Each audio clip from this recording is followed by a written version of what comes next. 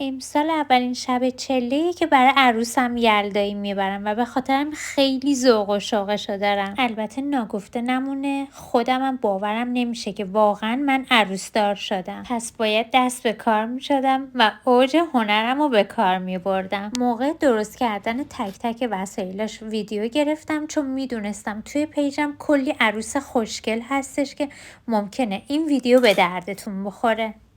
من برای تنقلاتش از بانکی‌های شیشه‌ای استفاده کردم که دیزاینشون کردم. میدونم که دیزاین این کیک هندوونه رو میتونستم خیلی بهتر در بیارم، ولی احساس کردم دیگه جونی تو تنم نیست، به خاطر همین هول دیزاینش کردم. اینم از یلدایی عروس قشنگم و هدیه‌هایی که براش گرفتیم و توی باکس‌های شیشه‌ای دیزاینش کردم.